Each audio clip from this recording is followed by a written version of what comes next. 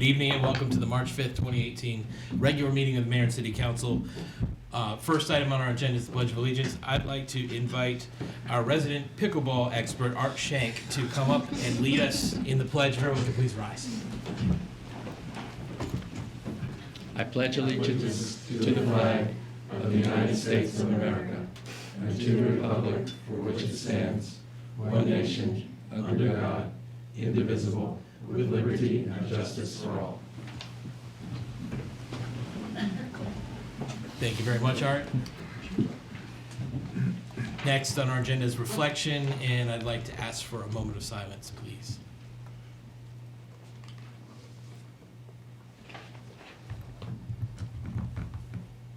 Thank you very much. Next, we have presentations, and I will invite City Manager Tomasello to join me at the podium.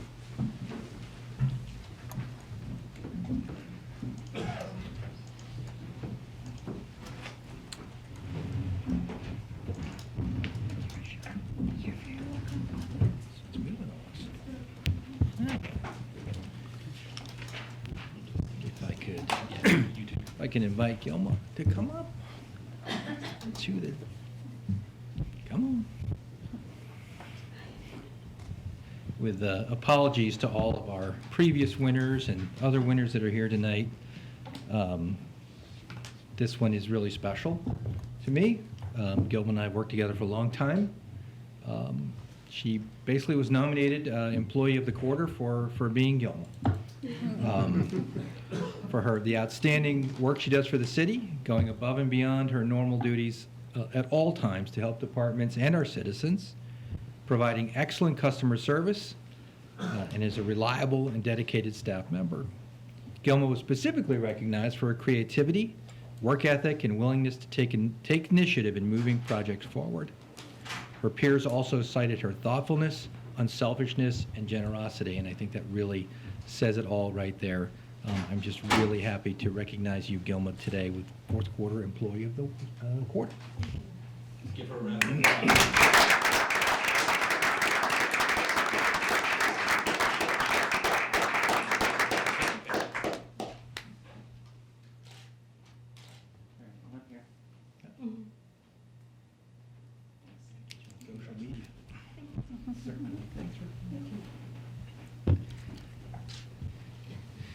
The winner of the fourth quarter team recognition award is the aquatics team, Keegan Kim and Nate Simpson. There we go.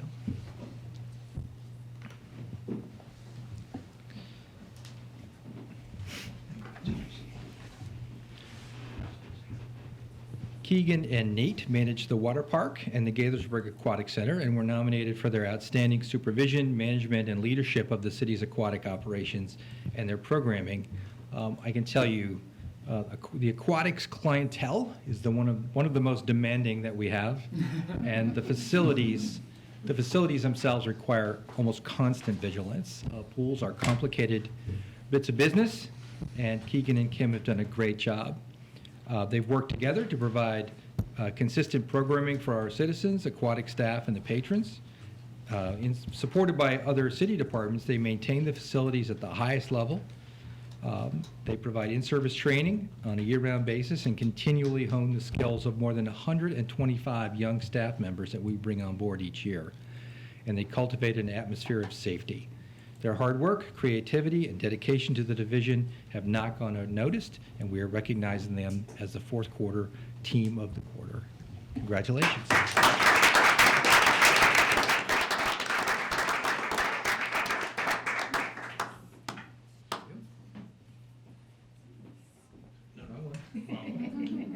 Nobody would know.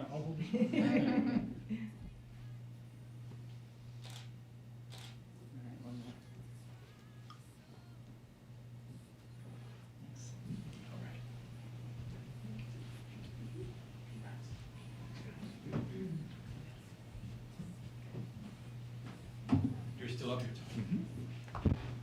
I think actually we'll call, Tim, can you come up? Sure.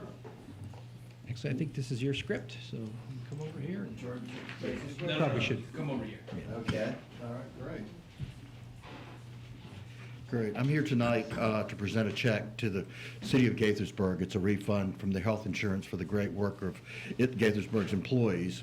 Just as a matter of background, Tim Aylesworth from the local government insurance trust. Yeah, I'm the executive director, and we insure the city of Gaithersburg for property and liability coverage as well as health insurance through the Legit Health program.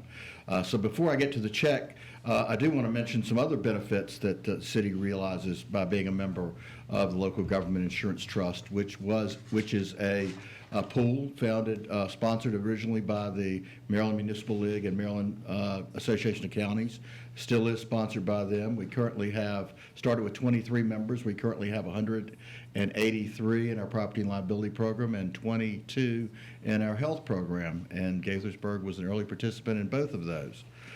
Some of the benefits that the city, its citizens receive from Legit, 195 employees were trained in the last 5 years, 73 just in the last year alone. Training grants totaling four total for an amount of $12,150, as well as a premium savings of $54,000 off a $300,000 premium. So it's right almost 20% off their premium because of the good experience and the long-term participation in the trust. But the real reason I'm here tonight is to make a presentation of a check for $451,664 to the city, which is a refund of a deposit into our health insurance pool. And it's done because of the good plan design by the city and great experience by the city employees, who I understand have really bought onto the wellness program, and which results in money returned to the city back to its coffers. So with that, Mayor and Tony, I'd like to present a check. All right, let's get a picture with that check to be first. presented. Evidence that there was a check. Finish it quick. Let me get one more real close. Sure. I want to get the routing number off that check. I think that calls for applause.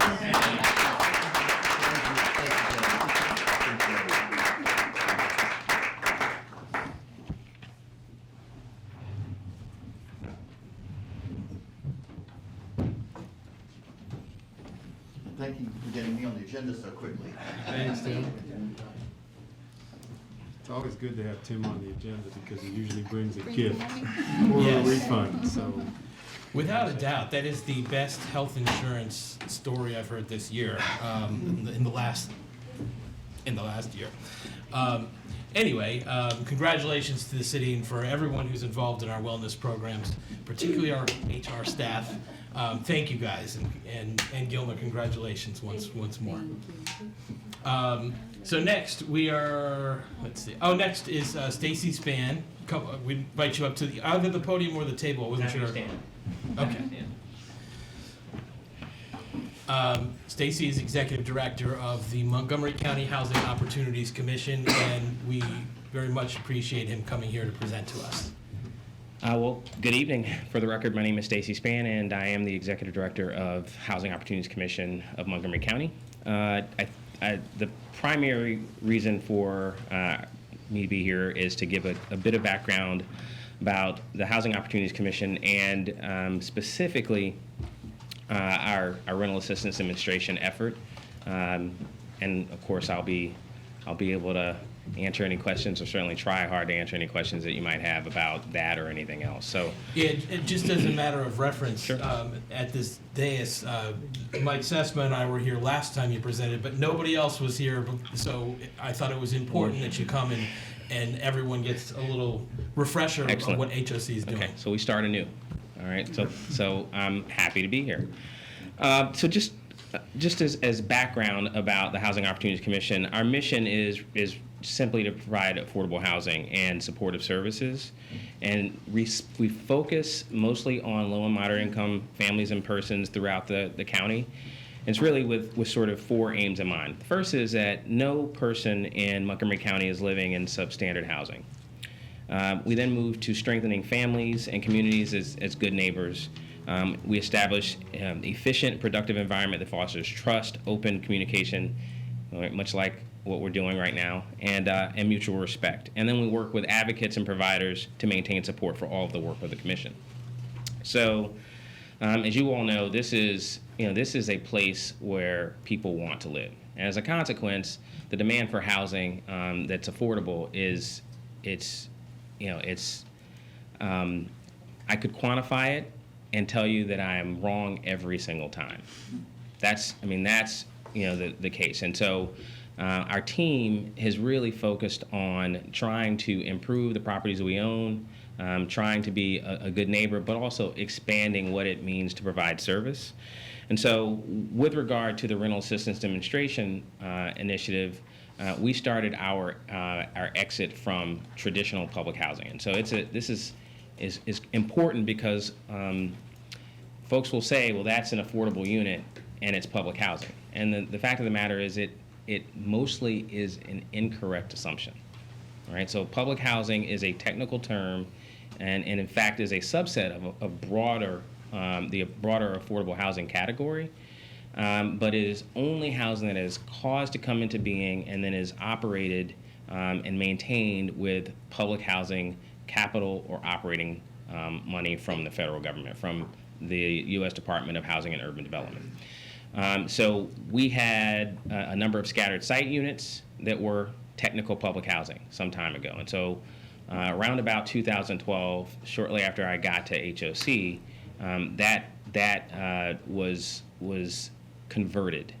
All right, so it's not actual technical public housing. The remaining was multifamily buildings.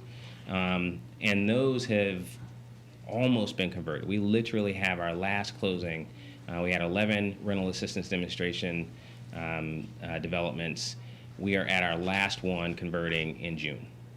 Okay, and so, and they're all over the county. So our portfolio itself has a broad mix of incomes, everywhere on up from the highest at market rate on down, right? And so there's you'll see there was a number of public housing units. Those are all but gone now.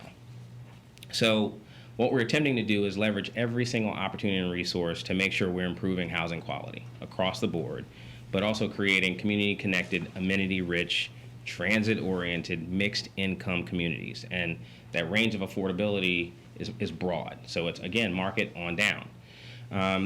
Over the last 5 years, we've invested somewhere close to $400 million toward repositioning all of our real estate assets and servicing customers. And so over the next few years, there's almost another $400 million in new construction and redevelopment efforts. And so it's all real transactions. It's in virtually every community in our county.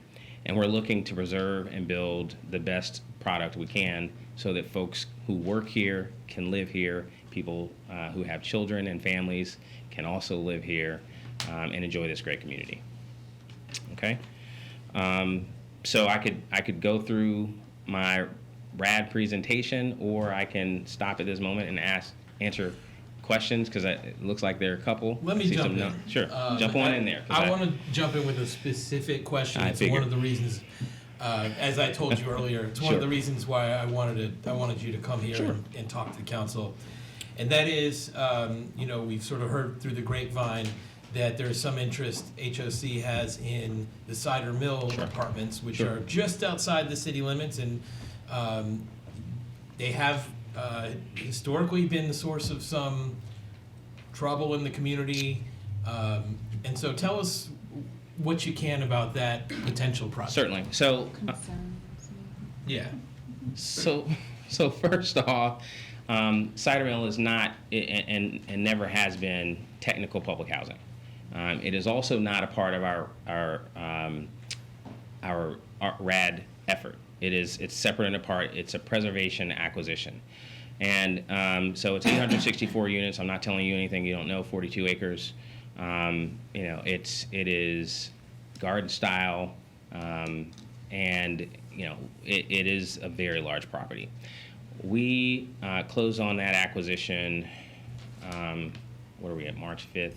We closed on that acquisition February 21st, 22nd, somewhere around there. So it's already It's done. Okay. So The acquisition is done. the acquisition is done. Acquisition's done. It's a considerable acquisition. It is, yes, as many communities have challenges, it has challenges. But what we're talking about was the preservation of opportunities for 864 families, many of whom are at 60% of the county's median income. We're in a unique position in this county. Median income is over $100,000. So when we're talking about 60%, we're talking about working families, real working families at 60,000. We're not talking about folks who are getting significant amounts of subsidy. And as a consequence, we felt, along with our partners in the county, that if this particular property traded or was sold to a third party, a disinterested investor, we would have some challenges around preserving affordability. Now that said, we have demonstrated, we know that preservation is possible and repositioning an asset is also possible. The two are not mutually exclusive. Managing it to a high level, also not excluded when you're acquiring a property. It really is about making sure we're treating the asset and the families that live there well. I'm not going to act as if this is something that's going to take an overnight turn. It won't, right? It didn't experience those challenges in a single night, right? We're talking about years, even decades. And so it will not take decades. I can't say that. I can't say that. But we're looking forward to managing through those challenges and returning it to a source of pride for the community in general. Very good. Okay. Well, Go ahead. may I? So I assume, I think we know there have been other communities like Cider Mill that HOC has acquired and then Certainly. redeveloped. Maybe you can describe the process of that redevelopment so Well, we can sure. anticipate what your plans are for Cider Mill. Okay. So I would caution you, every real asset is different. The time and place for redevelopment is different. The time and place for managing through the entitlements process different. Yes, we have had and continue to have properties that we're repositioning, and so this one, there is a plan for the village itself. The first thing is inviting a level of accountability and transparency. Now that said, we're not going to negotiate real estate in the public. So I don't want to mislead anyone, right? Folks don't get options. We're not asking permission. We are going to follow the law. Now, because there is already an approved plan, because there are commercial interests at the mall and a number of other sites within the village, those have to actually take shape. And so I'll be candid, I don't think that the property is ready for redevelopment at this moment. Right now, so I can't tell you exactly when. I have an idea of when I think it makes sense to do it. I'm not ready to disclose that publicly, because the intent here is not for us to manipulate or influence the natural order of things. It really is for us to work with the residents who are there, our neighbors, the folks in the village, and other partners to make it the best asset it can be. Now, before we reposition it, there's still a great deal of work to be done around making sure that the property honors its residents. People want to live in places that are areas of opportunity, and we intend to make sure that it is one of those. So that sort of answers it, right? I was a little coy, right, because I didn't give you any. I recognize what you want, and so respectfully, I'm not going to tell you precisely when I think it's going to be ready, because I could be wrong. And we would need to be able to pivot, to pivot, adjust, and then move accordingly. Yeah. Okay, but I don't want to move ahead of the Well, other interests I just there. thought you might give an example of a similar community where you've So where this process has gone on. 42 acres, So- look, 42 acres is a lot, so, there are only a handful of those in the country. Just, right. right? And so the typical course on a 42 acre is that there would be another partnership interest who would come in, you would wind up subdividing it. That's really not necessarily how we would go with this one. The plan itself for the community calls for a little bit more density in certain areas, right? It calls for some design standards. Those we don't have any problem respecting. In fact, those make it a more interesting prospect. Part of the challenge is around transit, nodes of access and the like. So, in terms of examples in our own portfolio, we right now, there are a number of things that we have taking shape. In Silver Spring, Elizabeth Square, which is going to be a series of 3 buildings. One's already existing. It's under rehab, redevelopment at this, literally as we speak. The second building that will be built is through design, and we will close in, I suspect it will be at the end of our fiscal year, so somewhere around June. There will be a third building. Once that second building's constructed, folks will move from the existing building. We'll knock down that building, and then we'll do another. So, and that's a complete repositioning and activation of a corner of Silver Spring that, frankly, wasn't seeing that level of activity, despite the fact that it is literally steps away from the red line. And we're talking about, in the $500 million plus of investment, real jobs, real continued growth, and still a level of affordability that has a range, access to superior amenities, and community connection. Is that better? Is that better? Well, yeah, actually, I think that gives us an idea, is that you're going to preserve as much affordable housing as you can, but you're probably going to also increase the density, and then connect it to the amenities that should benefit that community as well. So, but let me caution, preservation doesn't necessarily mean keeping that unit. Right. Right. What it means is making sure that we have those opportunities available at the same levels for persons and families that are already there. Yeah. Orion. Yeah, so I wanted to ask, you mentioned amenities, and I'm looking at the 3 projects that you included. Do you decide the amenities after development, or is that part of the vision, or how do you decide which amenities? It is most. Like what's currently there, and Sure. what do you see as that community needing? It's most definitely a part of the visioning. Okay. None of this is free.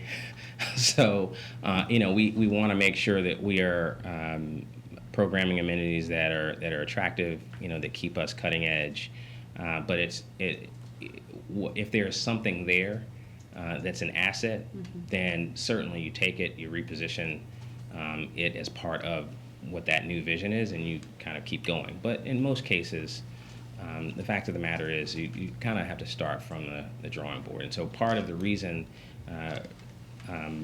that we really need to understand what the commercial market does and what others do in the village is because we want to be in keeping with that vision. Okay. And so we wouldn't want to get out ahead of everybody else and frankly do something that isn't in keeping with the community's plan, doesn't in fact generate the value for not just that property but neighbors as well that we'd like to see. So are you considering, I guess, I know that there's just apartments, are you considering like townhouses, or it's just Too early to tell. early? It really is. It's too early. Now, I think the question you're getting at is, would we consider the range of possibilities? Yeah. And we always consider the range of possibilities. Always. Okay. And how do you help families transition while redevelopment's happening? One of the biggest things is making sure it's not an unknown. So we're not. There won't be this sort of process where overnight we say, we're going to decide to redevelop, and tomorrow tomorrow's the day. So, unfortunately for you, you've got to work it out. There's a long process of disclosure. There's a long process of really having conversations, active conversations with the folks who are residents, and attempting to make efforts to ensure that they actually want to continue to be there. We've surveyed folks in the past and found that they want to be elsewhere, and so if there's opportunity within our portfolio for folks to move, happy to do that. But we certainly would be communicative with the residents and even the neighbors. So. And city council as well. Will you keep us They're in the not loop? in the city. No, but we're neighboring, so whatever we do will affect Why- whatever they do. How about this? Yes. If there are questions, if you've got concerns, you can certainly reach out. I can't guarantee you that I'm always going to give you the answer that you want, right? But whatever the truth is, I'm going to give it to you. Exactly. It's unfortunately the agreement there is it's for some folks a little difficult to take that truth. Because I know that a lot of what will happen at Lake Forest Mall is dependent on what happens there and vice versa. So. I would say vice versa more. That that's vice versa. it's an evolving situation, really fluid at the moment, but potentially incredibly interesting, and I think beneficial for the village itself. Definitely. I think so. It's a long time coming. I agree. Rob. I was just going to say, Mr. Mayor, that I enjoy the Socratic method as much as anyone else, and I appreciate you answering all these questions. But I read through the slides, and so I have a background on the material, but I wouldn't mind you actually presenting the presentation you came here to present, if we have the time. Or It's is that I think he is just. that the intent, or I think the intent was really this General. conversation, and he Okay. provided those slides as background for what HOC is. But if you have any specific things you want him to go over, Well, actually, I think there's some information in the slides that'd be useful to the public. They're, Okay. unless they go online and open up the package, they're not going to see them. So I thought there were a couple of interesting Sure. and informative let's slides. go through the slides. happy to talk about that. If you can So where just elaborate on any acronyms you've included. Certainly, I'll try not to use them. Thank you. So I think the most instructive one is the one that talks about the portfolio exit in 3 modes. So keep advance. Keep going. Right. Go back one. There you go. So this is really the one that describes our approach to exiting the public housing apparatus. And so I talked about the scattered sites and how we exited that. That's something technical. It's a Section 18 demolition disposition application. And so that was how we kicked it off. But as we looked through the portfolio that was multifamily and senior housing, that was actually going to take a bit of a different strategy. And so the first is, the first bucket would be stabilization. And that's generally a relatively small property or properties, recent, meaning within the last 10, 15 years, renovations, some of those systems related, and little additional density. And so the reason that matters is because you would finance them differently. And so in our case, we actually transferred assistance that went along with these technical public housing properties, but financed them using a bond issuance. Okay, so it's a cleaner way. It's much faster because we can get to market very quickly. The second is a major renovation. So typically that's going to be more than 100 units with significant capital needs. Now, significant generally is going to be related to systems, right? So HVAC and the like, roofing systems, a little structural stuff here or there, and interior to units, just really trying to kind of remake them and get that average age down. So, and I'll talk a bit more about that point. And so what we did was finance those with tax credits and bonds, and it just it's low-income housing tax credits issued through the state's Department of Housing and Community Development. There are 2 types. This is the 4%. These are the less desirable ones that pay around 30% per dollar necessary for construction. And then you get another 50 cents or so from the bond. So that's about 80 cents on the dollar. Then you figure out, where to get the other 20 cents. And so These, while they took a little more engineering, were relatively easy to sort of get moving. And so we've had several of these. Those are complete at this moment. And so we had almost no relocation. We had some strategic moving within the building. We leased it down to a level that would give us enough room so that we could do a floor at a time of renovation or stack. And all that means is the stack is sometimes for the HVAC systems, they're set up so that there's literally a stack of related HVAC systems going vertically. And so you move people away from that stack so that you can renovate them all at the same time, so people aren't without heat and so forth. So then we go to the harder ones, which is the permanent relocation. And these are the ones that really took a great deal of effort, because we were going to have to relocate significant numbers of folks. We were going to have to time it with other development efforts because people wanted to live elsewhere. And we're literally taking buildings offline.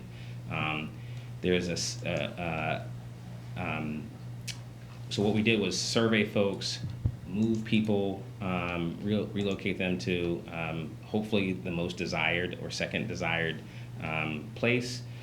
Some of that is private sector. And then generally get this to a place where we can knock the buildings down. And so we're moving through that right now. And so those are two really significant redevelopments and repositioning, one I talked about in Silver Spring.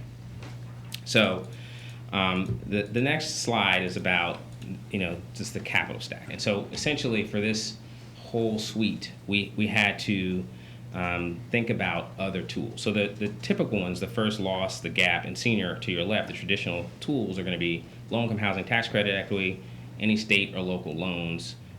We frankly don't benefit from any state or local loans. And then project assistance based debt, so that you can take out debt based on the amount of net operating income and so forth. The new tools are the ones that really caused us for the large redevelopments. Those are the ones that we had to sort of think differently about how you make this work. And so essentially we took assets that had no debt on them, right? And a good bit of development potential. So those are our two very large scale ones. And there is value in the land itself. And so we monetize that and put it back into the transaction. No one benefits personally at HOC, it goes right back into the transaction. Then there's a layer of private equity. Private equity can be tricky depending on the source, because it still has to be a little patient, and for that patience, what they want a return that is satisfactory. And then we move to mezzanine debt, which is very much like equity, except that it is in fact debt, and they want a higher coupon because they have a level of risk that's greater because it's very much like debt. And then so the other two are governmental bonds and conventional debt. And so you layer those in where you have gaps, because I described before we do mixed income. So the unit that someone who is at 100% of area median and services that are available to that person are going to be available to the person who's at 60% of area median. And you won't be able to tell the difference between the units because there is no difference. Right? It's designed that way. But the transaction has to actually pay for it into perpetuity. And so that's the tricky part of it. So you have to have a level of financial discipline and operating discipline on these. And so that actually, I talked through those two slides, so you can advance two. And then that gets us to the appendix. So the appendix is literally, for you to put in your pocket. If you wanted a quick guide to the rental assistance demonstration initiative, then there it is. If you wanted a sort of a guide to real developments in this county, then Appendix B with the development illustrative gives you that sense. In terms of operating funding, HOC is self-sustaining, or are you receiving money from the county? We're quasi-governmental. We receive somewhere around 6% of our budget from the county. Everything else is from the U.S. Department of Housing and Urban Development or self-generated. Okay. Okay. So I wanted to bring it back to your neighbor at Lake Forest Mall, which we've had a number of conversations about, a very large number over a long period of time, but more interesting ones in recent times. And the Cider Mill project is just outside of the city, but I think that there's a lot of opportunity for mutual benefit. So I'm hoping that this is very much of a partnership discussion, not necessarily a legal partnership, but a discussion partnership, and figure out ways where what you're doing and what Lake Forest is doing end up having strong synergies together. Is that your intention? It's always our intention. We look, working against a community doesn't meet our objectives of being community connected. I wasn't trying to Yeah. imply anything No, like that. I'm not suggesting you were. Okay. I'm merely getting us there, right? Because it's an awkward question to ask, right? I'm known for but- that. I did not know that. Now you know. But it's always our intention. In this case, it's certainly our intention. I mean, this is a community. It's a broader community, and the intent is not for this to be this donut hole in the middle that no one touches, but rather an asset that happens to provide community-connected housing and amenities for families that need it. That's it. And so we're not, we're a little different than the private sector folks in that we're not trying to squeeze every dollar out of it.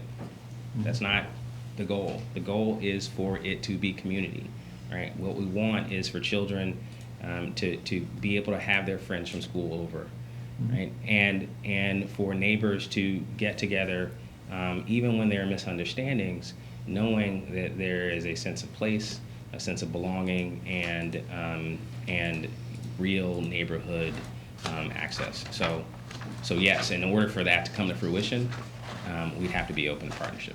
So the question I have for you then, that's less awkward, Sure. is what could we do at Lake Forest that would be an ask for you? I mean, is the transit center helpful to you? I mean, you're not building next to a traditional transit-oriented location. But what is it that we can provide as amenities from the city that would be useful to you as well? Wow,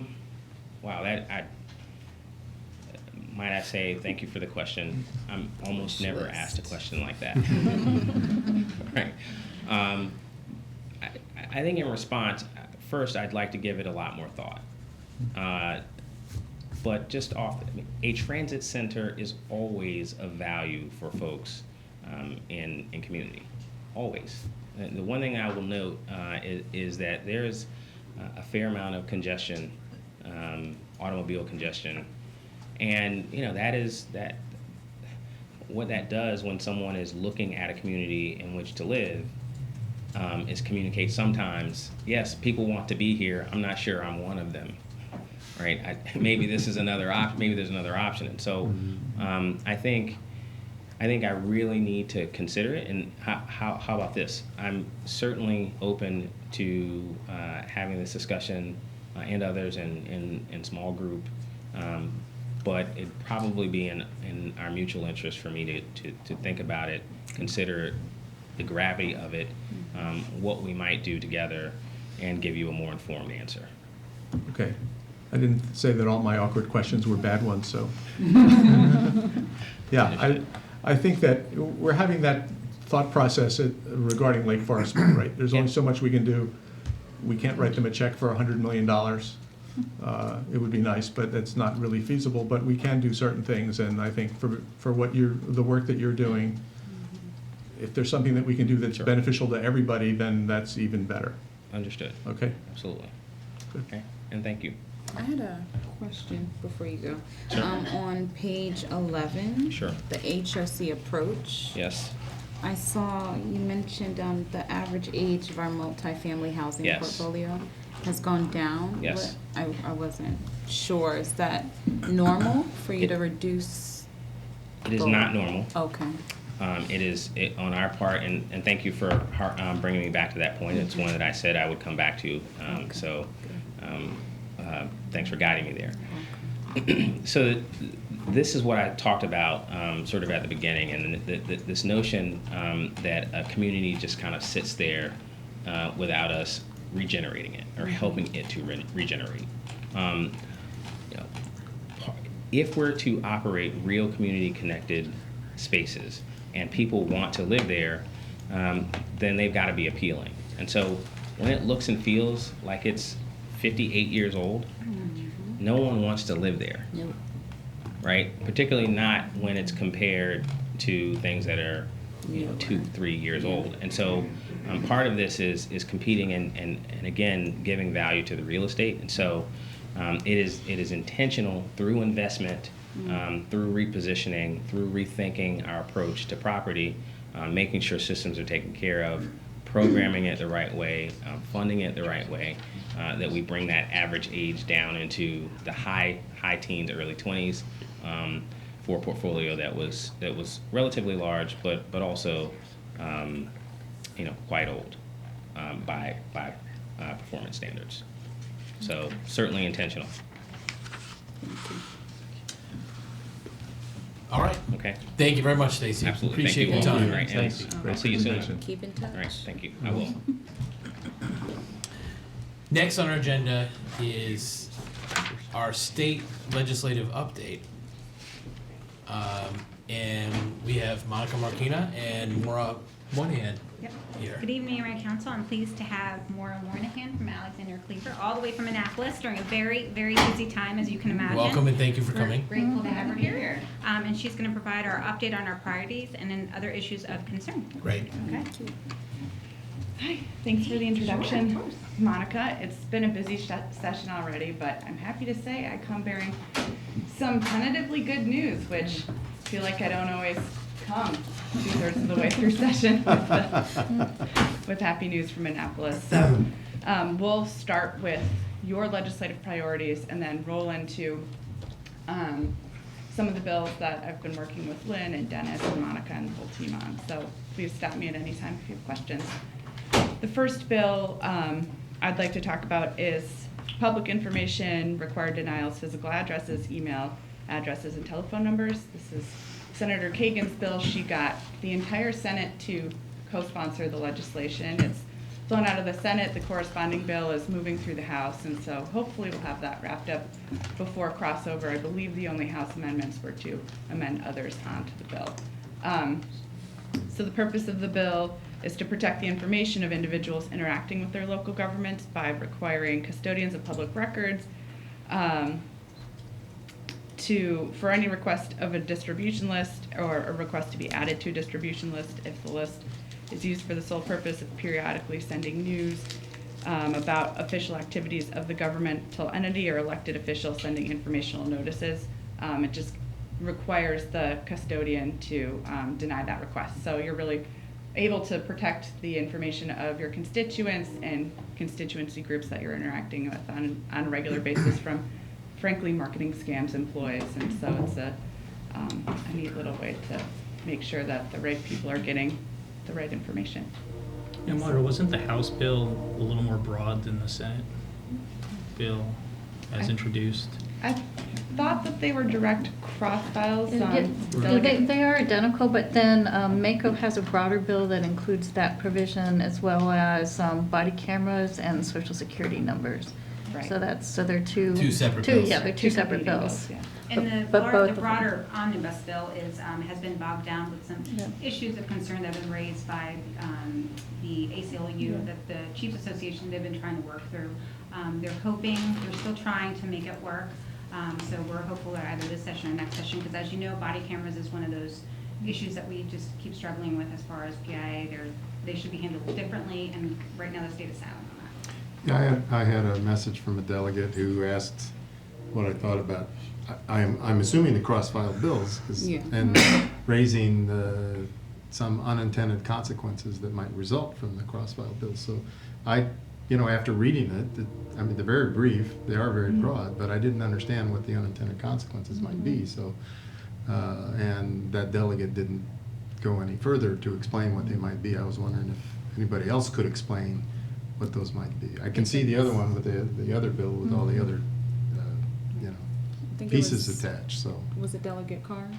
yeah, but I wasn't gonna name them, so, but since you've named them. I mean, it was public information. He had a few amendments that he made to the bill. No, but so- that was a private communication to me, so that's why I just said, anyway, that now that, I mean, I think. anyway, what are the unintended consequences that a delegate was worried about? Yeah, I mean, I think that certainly we can always work with Delegate Carr to see if there's something that could be amenable, but I think all the groups, including Common Cause, they're all the, Press Association, they're in support of this. Yeah. Because they agree with all the dangers that could happen with this type of information, but I can certainly follow up with Delegate Carr and just. Well, it just convey seemed his concern. strange that, Yeah. you would He's- say there are unintended consequences and you couldn't identify what they And might perhaps we be. can better So- explain the purposes behind it, but he's always been a friend of municipalities, and I'll definitely. He it's- explained to me what his, Yeah. or this delegate explained to me what his concerns about the unintended consequences. He gave me some specific examples, so it would be good to follow up with him. I shared my thoughts I with wanted to him. feel comfortable with, yeah,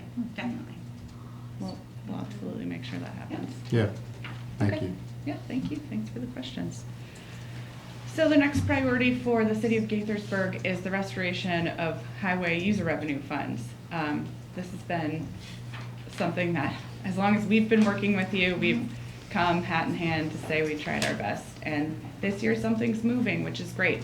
There was a lot of back and forth, a lot of compromise.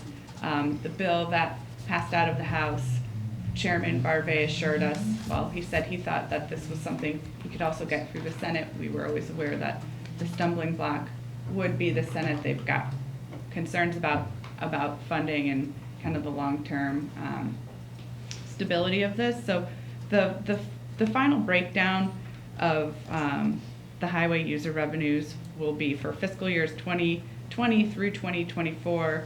The following amounts shall be appropriated from the Transportation Trust Fund as capital transportation grants. 8.3% to Baltimore City, so that's a decrease from the original bill. 3.2% to the counties, which is an increase from the original MML supported bill. Sorry, I should just stop and say there are a number of highway user bills. The bills I'm referring to are House Bill 807 and Senate Bill 516, the bill that we've been working with Maryland Municipal League on. And then 2% to the municipalities, so a decrease from the original 2.8% required in the amendments. Part of this final calculation was that for 4 years, municipalities got pretty significant funding in the form of grants through Governor Hogan's budget, and the counties in Baltimore City only received 2 years of funding and much less, speaking frankly. And so they were looking at kind of what would be an equitable compromise to all parties involved, and this is the final compromise. So it gives us more time to come up with a stronger formula in future years, but also I think the fear, and a very real fear, was that if nothing got accomplished this year, that it would be pretty easy for the future legislature, and if there's an administration change, to really set this issue aside. So progress is progress, and we're glad to have something to send across to the Senate. What was the rationale for them not restoring it to pre-recession levels? Like that's when the HUR fell off the cliff for municipalities, and obviously we were pushing for full restoration. So did they express any thoughts as to why they were not pushing for full restoration instead? I think partially because revenues just haven't been what they were since they took back the highway use revenues in 2009, 2010. So it's, at this point, we're starting from a deficit because we're never going to be able to make up what you lost. I mean, we can certainly try, but every year that you didn't get even $1 from the state, that's, an extra dollar that the city had to spend. So this is Something is better than nothing. yes. So speaking of something, so the 2% number, how does that compare to how much money we were receiving in grant money during the interim period? Is it That's a more? great question. I don't have the breakdown, but I'll get that to Monica and give it to you. Okay.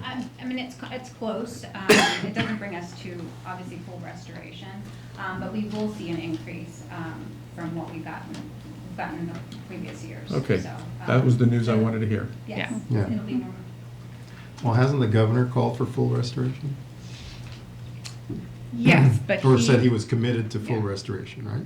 I believe that he is. I don't want to put words in the governor's mouth, but he would also prefer the freedom to award grants as necessary. And so I think that it makes it hard for municipalities, counties to budget when they can't be certain of what, what they're getting in the next year.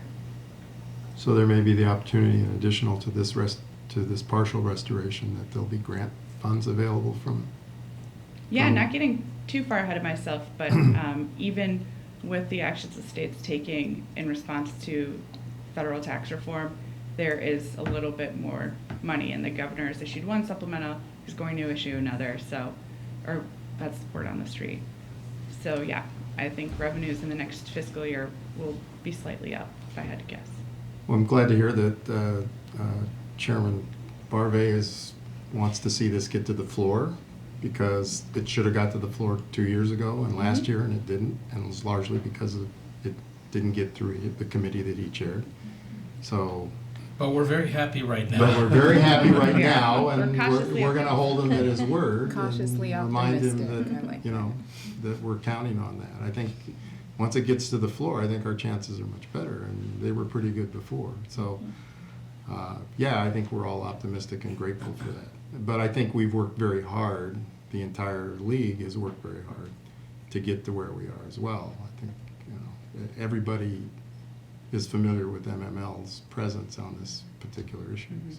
And the important piece is that the counties, every time it didn't move forward, it was because, well, the counties aren't really going to benefit, and we really want to bring in the counties, and we respect that and we understand that. Obviously noting that Baltimore City and the counties, once they're added to the formula, the fiscal note is huge. So it's a tricky balance, but we understand that there's many stakeholders in the conversation. Go ahead, Maura. The next item I have on here is school construction funding, primarily comes through the capital budget.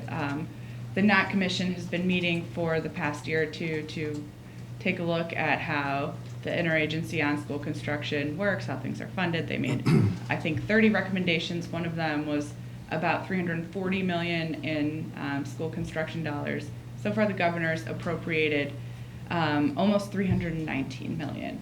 So that's a huge increase from last year. Last year, he appropriated $280 million in capital funds. The General Assembly added an additional $5 million for $285 million, and Montgomery County qualified for a pretty significant amount of that additional grant. That was some work done by Senator Nancy King. So we're looking at a major increase. I'm waiting for the fiscal analysis on the county-by-county breakdown. That's not available from DLS yet, but when it is, I'll share it with you all, and we can take a look at how the county fared in relation to the rest of the state from this big increase. Great.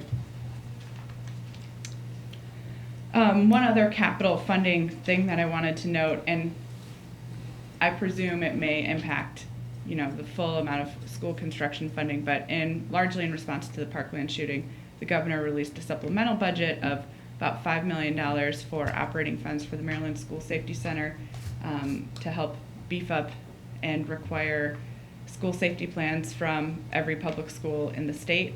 He's also putting aside $125 million in capital funding for school safety things like metal detectors, secure doors and windows, cameras. So that's quick FYI on that. That just came out late last week. Can you provide information about the full, list of things that are included for this $125 million? Happy to. Thank you.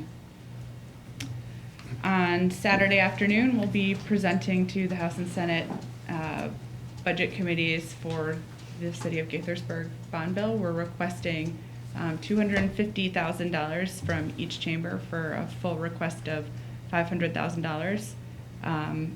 Monica and I are also doing a round of meetings on Thursday, just because there will be a little bit more in capital funds, but there are an enormous amount of bond bills this year. I think with the election year, folks are taking a look at what's back in their district, so we're just trying to do a little extra push and make sure all of our I's are dotted and T's are crossed on that. So getting into some of Our other legislative priorities that are a little more reactionary and that we knew were coming, one is the small cell tower bill, sponsored by Senate Finance Chairman Mac Middleton and House Economic Matters Chairman Derek Davis. I mentioned that because these bills will be assigned to their respective committees. The Senate bill has a hearing. It's the day after crossover, but we need to take it very seriously because this bill, in my view, is very favorable to the wireless telecommunications industry. It's a doozy. It's 22 pages long.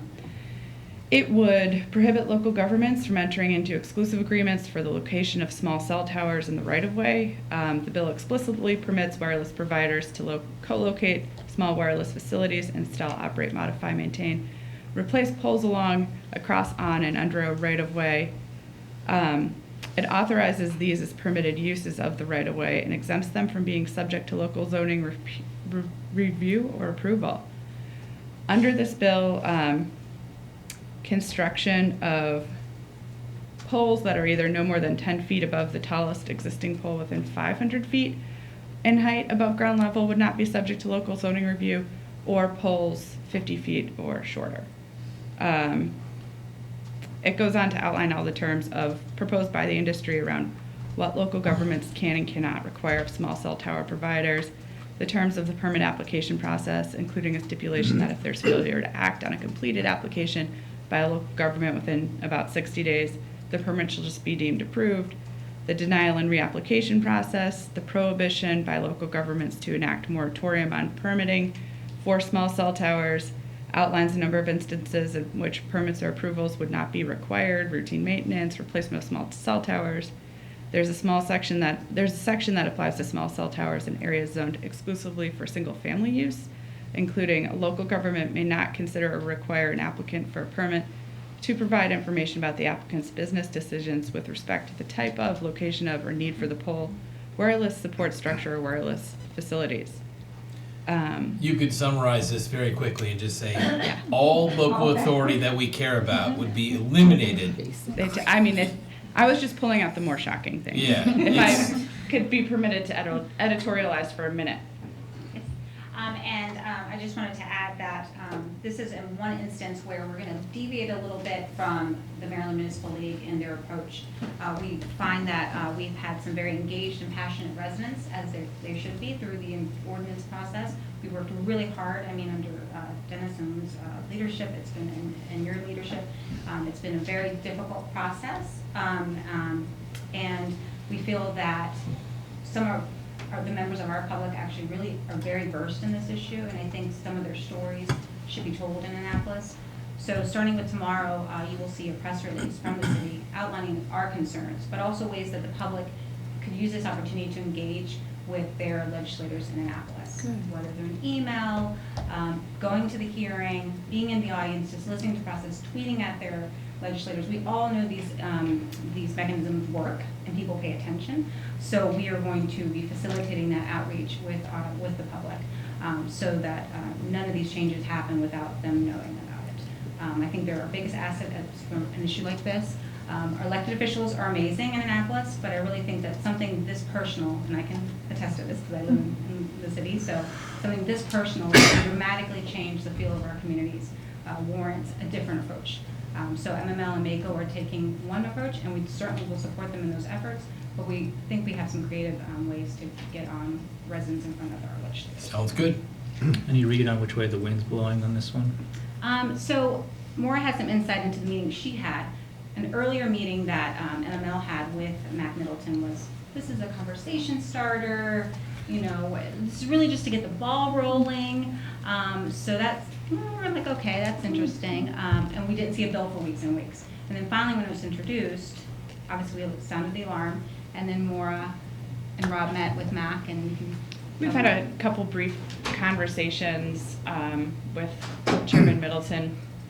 He was a Charles County Commissioner for 10 years, so he is a good local government guy. So we were pretty surprised when he really felt strongly that this is the future of wireless and companies need these small cell towers to do business, and wouldn't it be easier if, the state set consistent oversight and what's the cost-benefit analysis if local governments are spending all this money and time figuring out the zoning process. So I think he felt like there had been a number of conversations about the bill and is ready to move forward.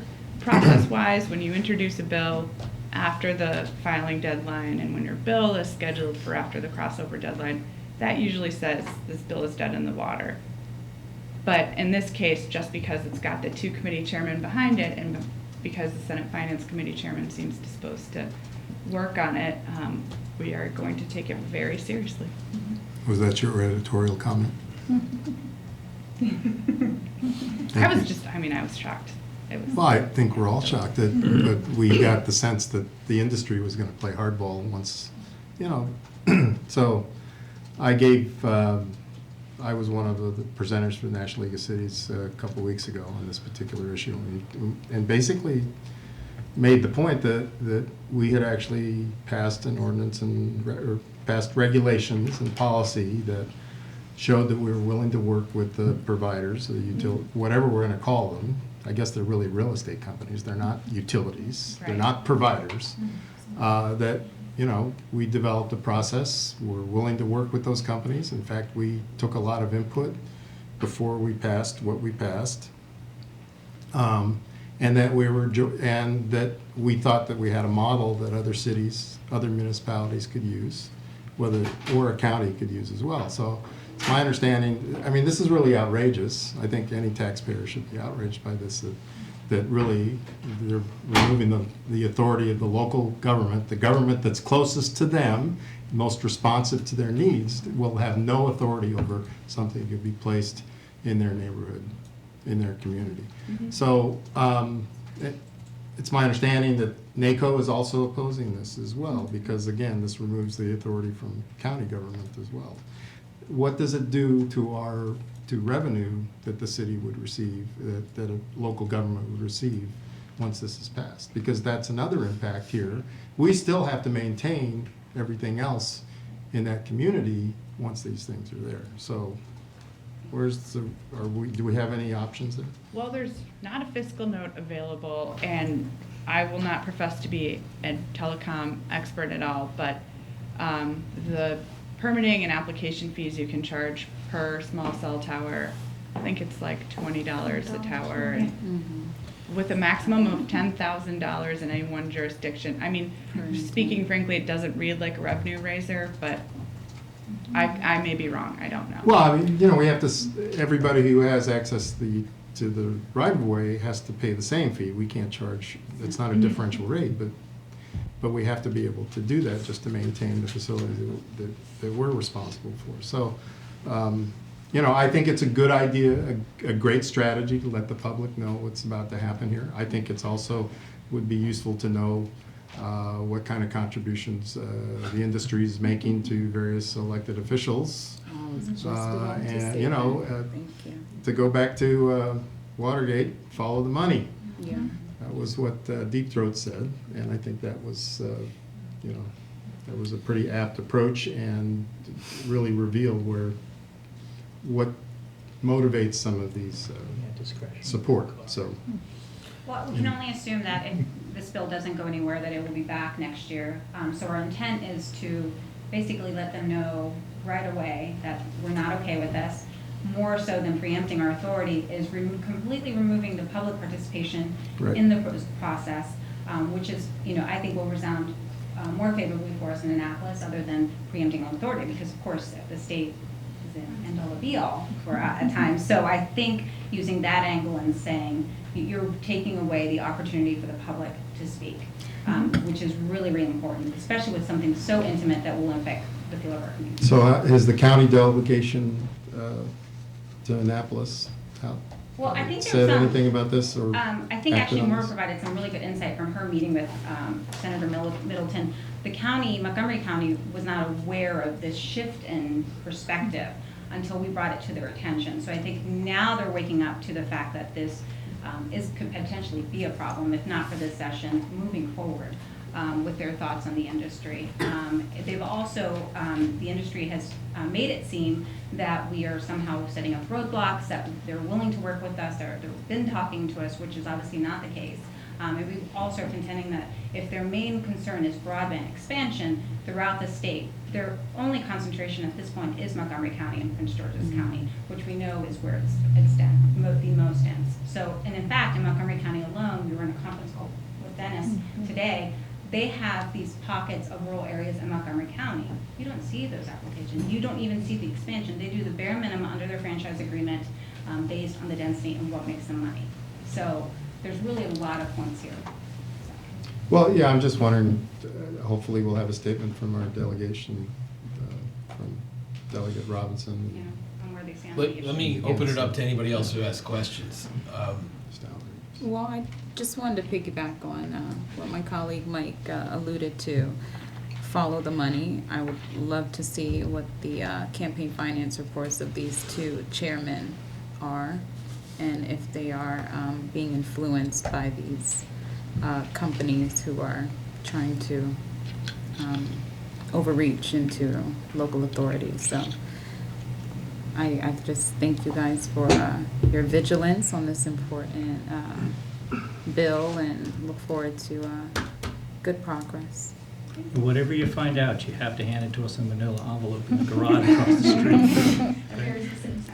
Got it. I just think that what you described with what you heard from the chairman in terms of, you know, this is the future, therefore we're gonna take everybody's authority away. What if they said that about townhouses? I mean, there's no difference if they made some blanket decision and say, we're just gonna let this go willy-nilly. I mean, 50-foot tall towers in residential neighborhoods? I mean, really, it's a good way to get voter turnout increased, that's for sure. I will say in the chairman's defense, the Senate committee chairman is very fair-minded and almost always sides with local government. So there's opportunity to work with him, and I want to unnecessarily be painting him as a villain here, because he's certainly not. But at the same time, he's in Howard County?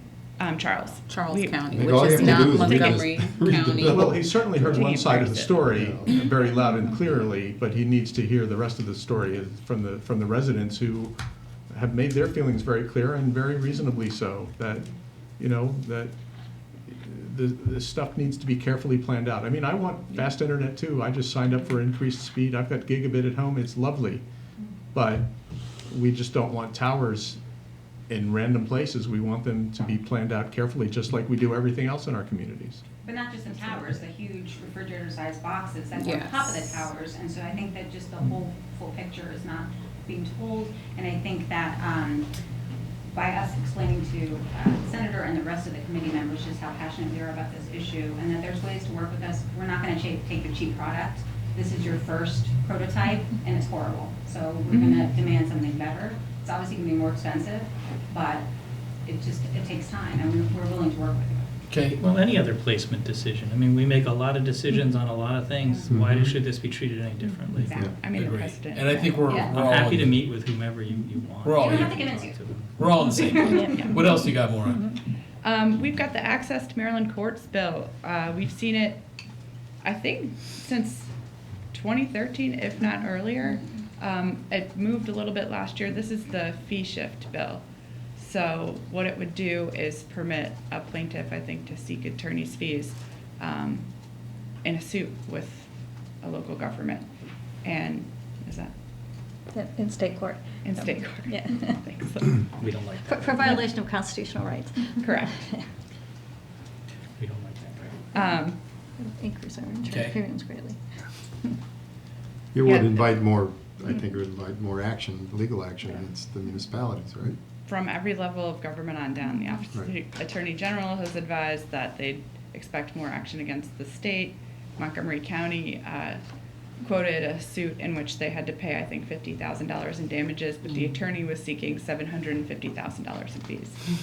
So, you know, the attorney's fees aren't always commensurate, and if it's, you know, not a monetary award, it can be All right. really problematic.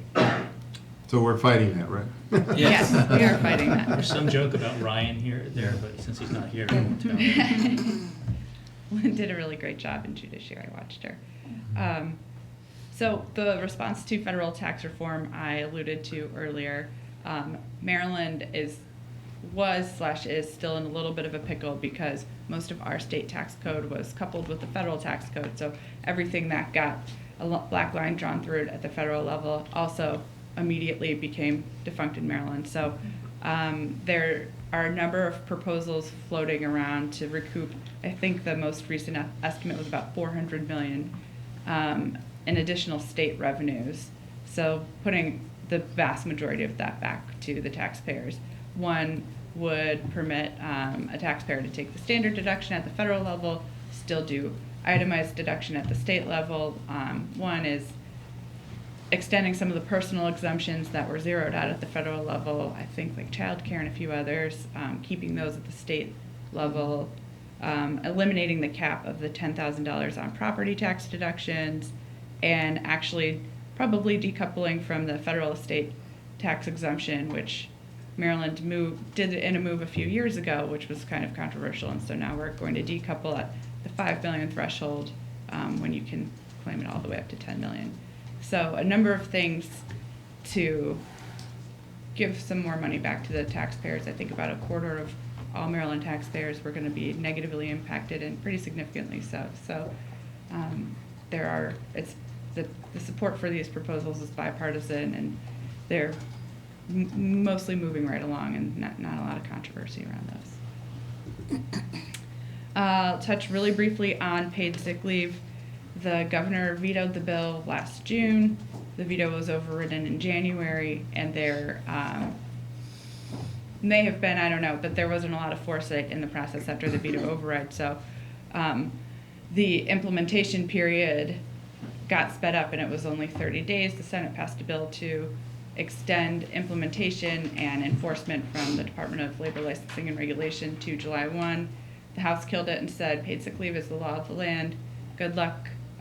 The governor is doing all sorts of guidance and has created an office of the small business ombudsman for people to call with implementation concerns. I think everyone is on board and well aware, but implementing a new accounting system in a month is a little bit tough. So there's been some outcry in Annapolis over that, but there's not going to be any more movement on paid sick leave. It's the law. I've got a lot of details around reform on tap. I can just touch very quickly on it.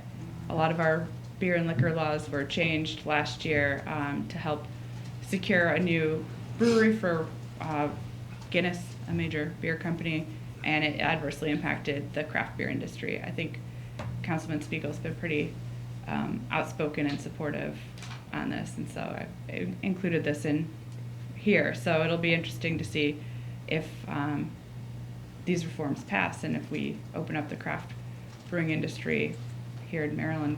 It sounds like we're missing out on a lot of good jobs and a lot of economic income and good beer. There are some education lockbox bills.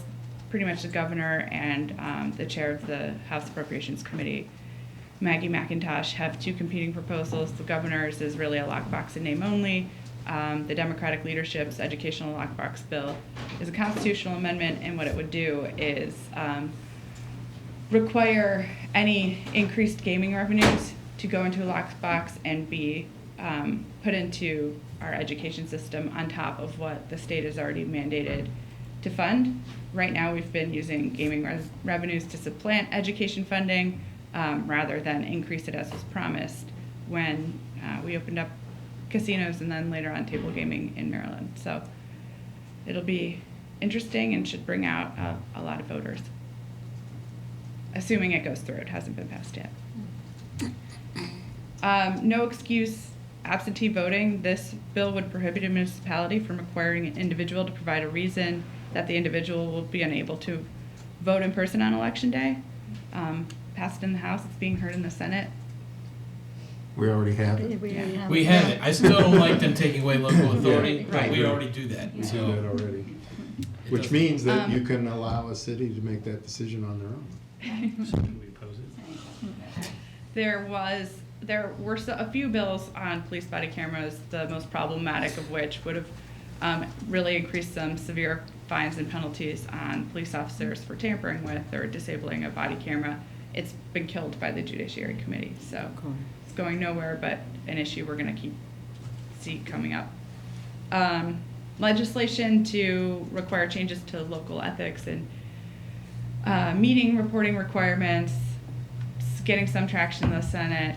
It's, just a response to a local issue. That's probably a solution in search of a problem, but we're keeping an eye on it. Don't really expect it to get through the House. Legislation on reforestation, authorizing local governments to enter into agreements for tree planting. Local government expenditures may increase to comply with the bill. Another bill we're watching right now. A local delegation bill that would have prevented landlords from evicting tenants. That's been transformed into a work group, but something I've been talking with your government relations team about. Charter amendment bill that is moving, and MML is amended, but it required public hearing 21 days in advance for any proposed changes to municipal charter, and requires a referendum if an amendment changes the municipality's form of government. Those are kind of our top issues, but I'm happy to answer any questions. Let me know if there's anything I forgot. Sounds great. We really appreciate you making the trip, Maura. Yeah, of course. Always Good happy job. to be here. Very complete. Appreciate the Thank you. commentary too. Thank you, guys. Okay. Thanks, Mark. Next on our agenda is public comments. This is the time where the mayor and council like to hear from anybody who'd like to talk on any topic. We ask that you keep your comments to no more than 3 minutes. If you have more than 3 minutes, you would, feel free to submit anything in writing, which will be considered just like oral testimony. We ask that you state your name and address and or neighborhood for the record. And when your time's down to 30 seconds, it'll beep. The timer will beep and turn yellow. When your time's up, it'll beep and turn red. Who'd like to be our first speaker? Come on up. Please line up. Line up, right, as you like. Thank you so much. My name is Emily Spivak. I live at 101 Ridgepoint Place, Gaithersburg 20878, and I'm in the Kentlands area at the back of the Kentlands. So I just want to say good evening, City Council members and Mayor Ashman. Thank you so much for letting me speak tonight. I very much care about animal protection, and I am urging the City Council to support a strong wild animal ordinance, which would complement last year's passing of the Montgomery County ordinance prohibiting wild animal performances. This is a common sense proposal that many towns, cities, and counties across our nation have already adopted, including cities in Florida, Idaho, Virginia, Kentucky, and my hometown of Pittsburgh, Pennsylvania, just recently. Last year, when Ringling Brothers, the nation's largest circus operator, shut their doors permanently, they acknowledged that the changing public sentiment against the use of wild animals as a form of entertainment was a major factor behind their decision. Our nation's animals should not have to suffer for the sake of entertainment. There are innumerable outlets for entertainment. The city of Gaithersburg is in very close proximity to the AZA-accredited National Zoo. It's only a metro ride away. And the animals there are provided with the space and environment to live in a natural setting. And a trip to the zoo provides for a much better experience for both the children and the animals than going to see a performance at an event such as a fair. The American public is increasingly aware of and concerned with the plight of captive wild animals, and elected officials across our nation are responding to these concerns. On behalf of animal lovers in our wonderful city, I respectfully urge you to please pass an ordinance banning wild animal acts. Thank you so much for your time and everything you do for our city. Thank you. I will note for anybody who's interested in that particular topic, we were going to have that on our agenda this evening, but when I found out that one of our council members was not going to be here, then I've postponed it until such time as we can, which is rare, but it's been like a month since we've had a full council here. But I want to make sure everyone's here for that discussion. So please keep an eye on our agendas because it will come up. And if an ordinance is introduced, then there will also be a public hearing and a record created for that as well. Who'd like to be our next speaker? Come Come on up, Art.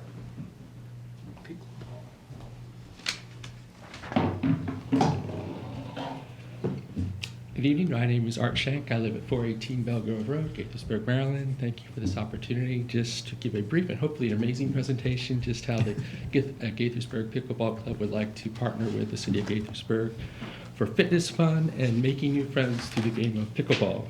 I want to thank Pam Trexel. She's in the back. For years, she has dedicated herself to excellent athletic programs for our youth. I have 4 children. We've gone through the whole gamut. I've been a parent coach. Love the experience. Now I'm 62. Kids are in their 20s, so we're looking for new sports to pursue. Pam has spearheaded this area of pickleball. I don't know if you're familiar with it. It's a game that's been played with a paddle, basically a wiffle ball, basically a tennis court in the service court areas. It's the fastest growing sport in America. Pam has done things for the City of Gaithersburg right now that there's open doubles play on Wednesdays and Fridays, beginners clinics that have started. She's run pickleball leagues, and we have tournaments that we all enjoy. Health benefits are exceptional with this sport, reduces the risk of heart attack, balance and agility for elderly, but it's good for all ages. And so there's also the biggest thing I like to just present is that there is just the friendship benefit to it. When was the last time you made 40 friends in less than a year? That's been my experience. It's been amazing how the people come out. There's just an enjoyment of this game. I hate treadmills, but I love pickleball. So the appeal is, there's some low-hanging fruit here. Dual line work on tennis courts is very easy to do. That you just add a blended court line over top of tennis courts. You have wonderful tennis facilities here in the parks already, so that's very easy to do. $500 a pop for the line work, but the Gaithersburg Pickleball Club is offering to do those free of charge as community service. We're working with Michelle Potter to come to a memo of understanding where we're actually going to be able to work through insurance, different things like that. So if that's something desirable for the city, we would love to do that because we recognize and we so appreciate the commitment that you're making to resurface courts, put in lines at Diamond Farms Park, and that's starting, which thank you so much for doing that. But in the interim, while other courts are waiting to be resurfaced, we would love to do that for you. There's a handout that has, since I got 32 seconds, just various members that are in the community. I skip a bunch of stuff here that you can read later, but the last thing I'd like to offer, in addition to the free line work, I would love to offer you a free clinic for the mayor and the council. You have this wonderful Griffin Park. It's right behind the 2 tennis courts, so I will come over and personally instruct you all. But I have to warn you that if you play this game, it's like the old Lay's potato chips ad. Once you eat one, but you can't eat just one, but you can't play just once. So thank you very much. Thank you. So where are the pickles? What's that?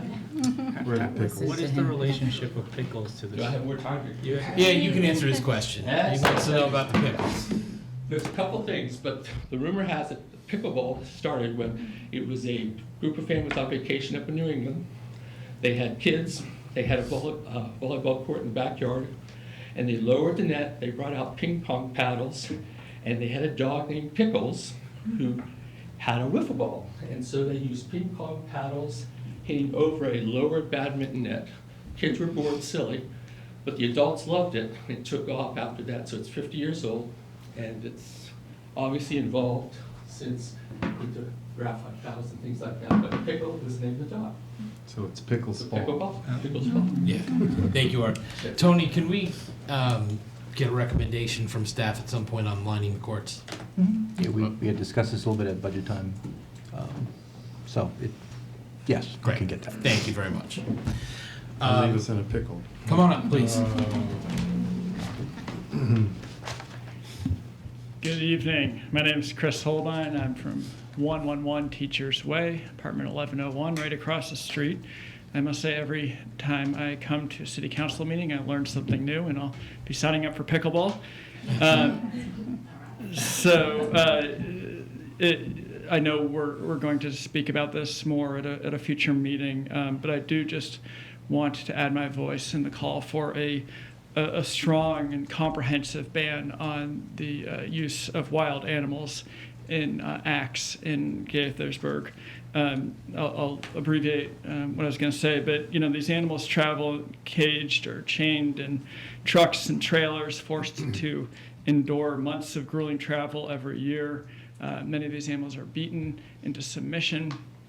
All of this, of course, happens behind the scenes, so the animals, when they're out in front of the public, are too afraid to disobey. The number of cases of animals who have rebelled and caused injury or at least major scares to communities is pretty staggering. And it's, we would not be trailblazing on this. 135 other localities in 37 states have passed similar measures. I take so much pride in our progressive nature in our city, and I urge all of you to pass a comprehensive and strong ban. Thank you. Thank you. Come on up, please.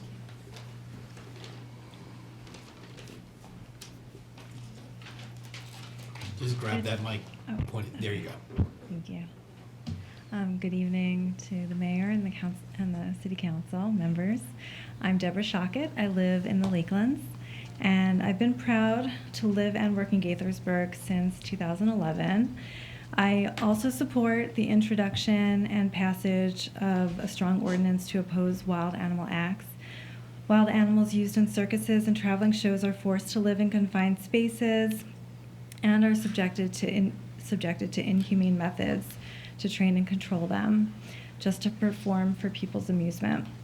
Gaithersburg has so many options for entertainment, and wild animal acts does not need to be one of them. So I would like to continue to raise my son in a city where animals are treated with respect. Thank you for your time. Thank you. Do we have any other speakers this evening? Not seeing any. Thank you all very much. As I said, please keep an eye on our agenda because this will be coming up soon.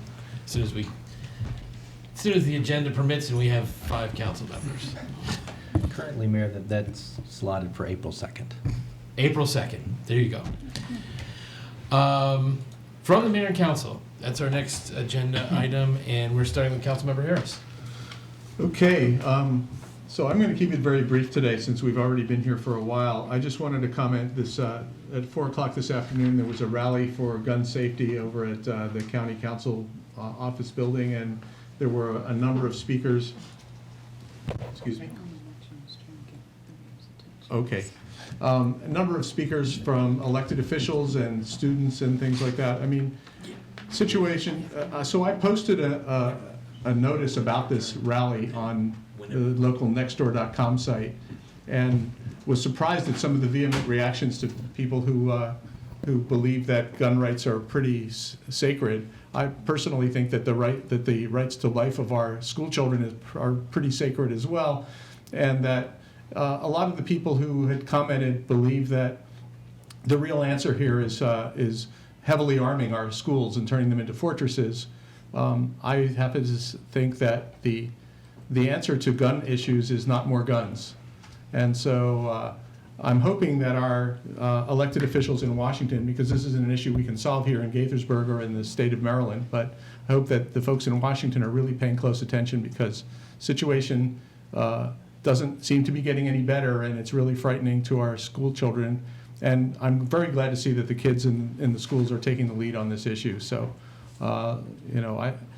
we've had a number of issues of gun violence in schools, and each time it makes headlines and people get upset, and then we move on to the next thing, and hopefully we're past that and really going to do something at this point. All right, thanks. That's it for me tonight. Thank you, Neil. Lorianne. All right. Yes, so it's been quite a busy week. We had the African American celebration at Ridgeview Middle School that I attended last week. I just want to thank the school leadership for the invitation, and also the students who gave wonderful presentations. If you have a chance to stop by the school, there hallways were decorated with some artwork, and we were treated with really nice performances. So thank you for that. I also attended the Back to the Motherland African American celebration at North Potomac Community Center. I was able to join our mayor for a Q&A with some of the residents, and was pleasantly surprised to hear that the residents that attend the senior center there are really enjoy the Benjamin Gaither Center here in Gaithersburg. So we're doing a really good job with our center here in Gaithersburg, and it's a model facility for neighboring communities. I also took advantage of local play at the Arts Barn. They always have really good performances, so please support this local institution so we can continue to have great performers come and surprise us with their works.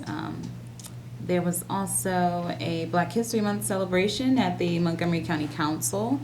We heard from a lot of our residents who have lived here for years, whose family, they can trace their families back to the civil rights era. And so it's just good to continue to hear those stories and not forget. It's always important to reflect on our history. I missed the Young Artist Awards concert, as most people probably stayed inside because of the crazy weather we had over the weekend. But hopefully some of our other council members were able to attend and can share that event. I was appointed to the Senior Advisory Committee as a liaison. So we had our first meeting today, and we were the Kentlands Villages visited us and told us about all of the exciting programming that they have at the Kentlands and how they're serving their residents to make sure that they can continue to adapt and evolve their programming to meet their needs. So it's something that we'll be looking at for the Benjamin Gaither Center members and all of the residents and neighboring visitors. I also attended the Call to Action Gun Violence press conference today, another important issue as a mother of a child, especially my daughter's away at college. So I'm just really looking to our elected officials at the federal level to really pass some sensible gun reform legislation very quickly. We don't want to have to say another prayer or any regrets, and so I just want them to know that if this happens again, the blood is on their hands, and we are watching, and we are voting. And I will end on a good note. This is Women's History Month. It's all month long, and as the lone woman on the council, I wanted to make sure that took this time to acknowledge this month, which honors empowering women's efforts in creating change worldwide.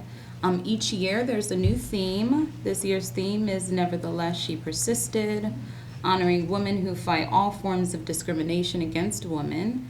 The 2018 National Women's History theme presents the opportunity to honor women who have shaped America's history and its future through their tireless commitment to ending discrimination against women and girls.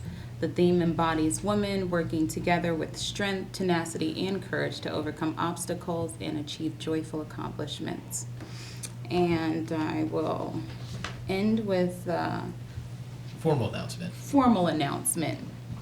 So after a closed executive session, a closed meeting was held at City Hall by the Mayor and City Council Monday, February 5th, 2018. At approximately 9:45 p.m. pursuant to a motion adopted unanimously. The meeting was proposed to be closed pursuant to the general provisions article of the Annotated Code of Maryland, sections 3-305B4. Consider a matter that concerns the proposal for a business or industrial organization to locate, expand, or remain in the state, and to consult with counsel to obtain legal advice. The topic discussed was a redevelopment proposal. Present at the meeting were Mayor Ashman, Council Members Harris, Sales, Sesma, and Spiegel. City staff present were City Manager Tomasello, City Attorney Board, Deputy City Manager Enslinger, Planning Code Administration Director Schlichting, Economic Development Director Lonergan, and Business Services Coordinator Disk. Upon conclusion of the discussion, the meeting was adjourned at approximately 10:40 p.m. Thank you. Thank you. Mike?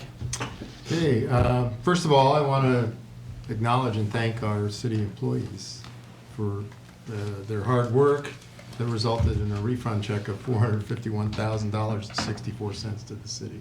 So we couldn't do it without you, and hopefully you'll continue with your wellness programs, and we'll get another refund next year. So want to congratulate our fourth quarter employees, Gilma, Climaco, and the aquatics team.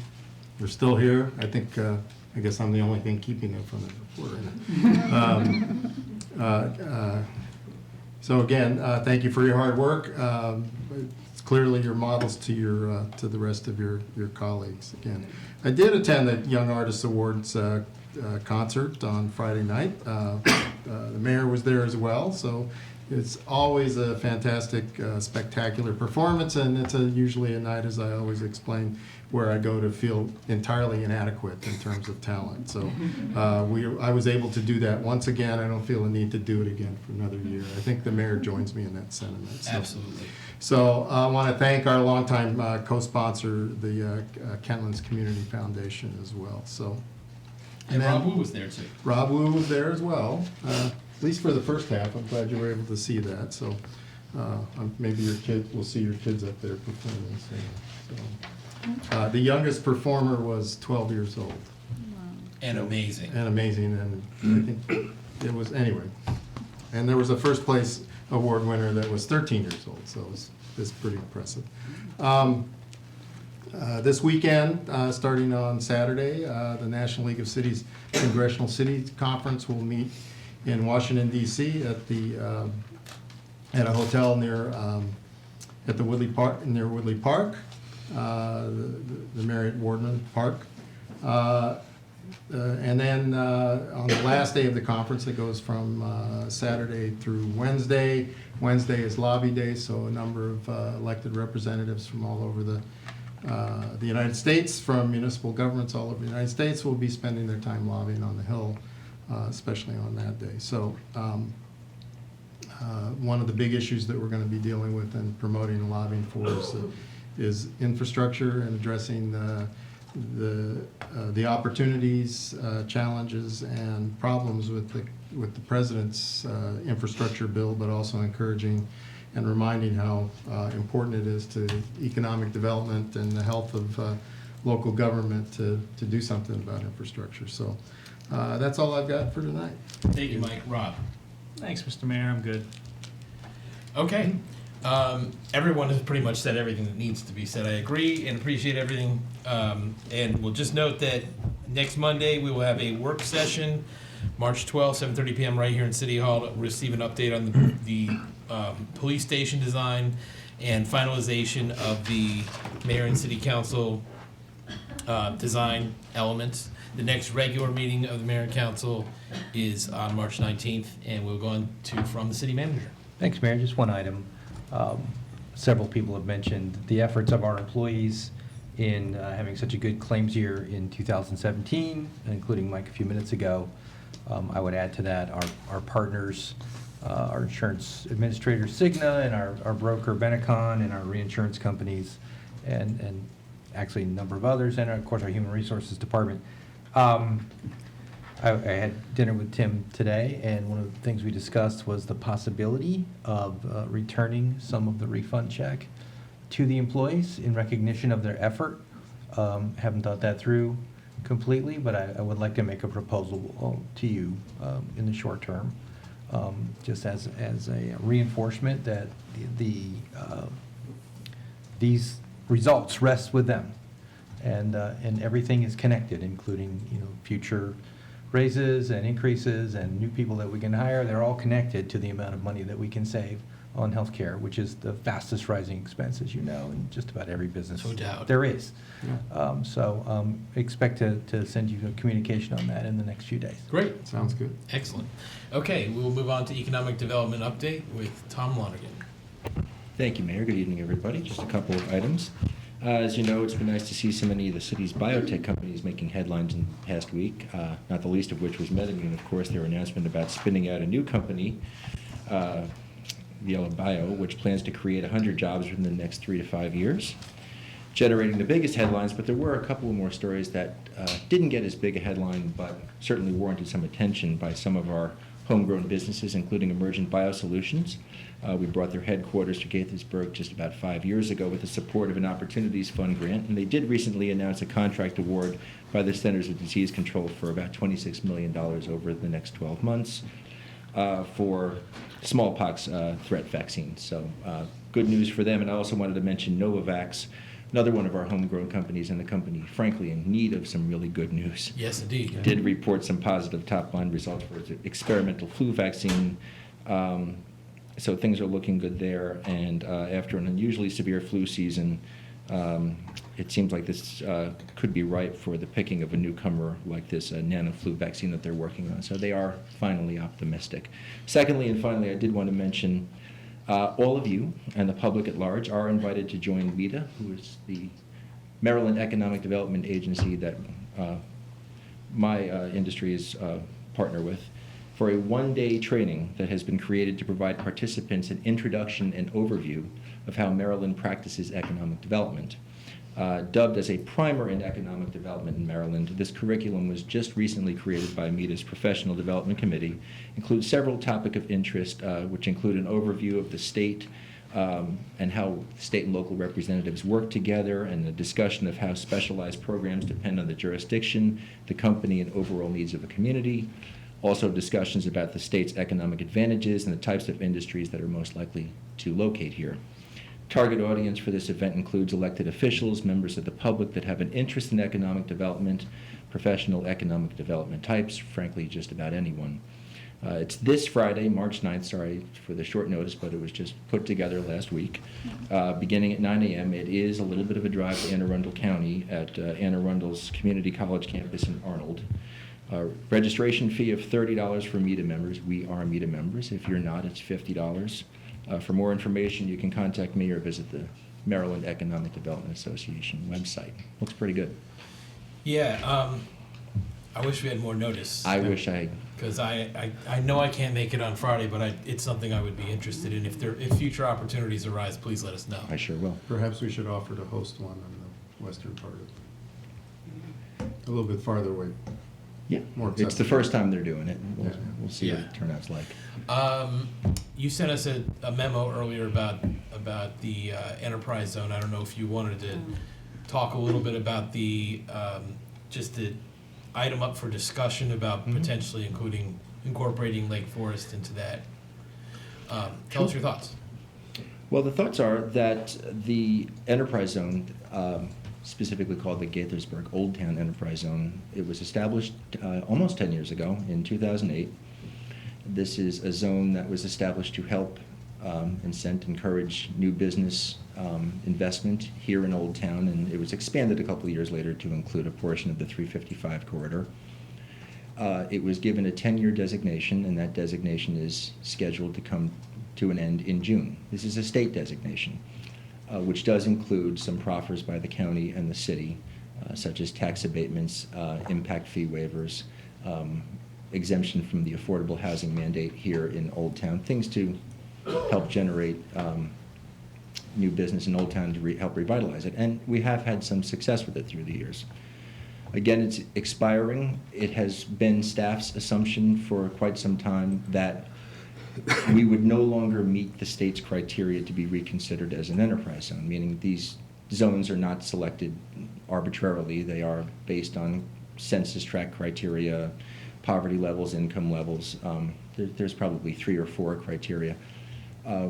We recently asked the state to take a look at the census data, and in fact, while much of the area has been uplifted beyond the ability to qualify, there are still some census tracts in here that would allow us to, in fact, redesignate the entire enterprise zone. So staff has been working on that, and we had the idea of potentially amending the boundaries of the enterprise zone to include Lake Forest Mall and potentially the Burlington and Toys R Us site across the street. We did check with the state, and those tracts would also qualify because they abut the census tracts.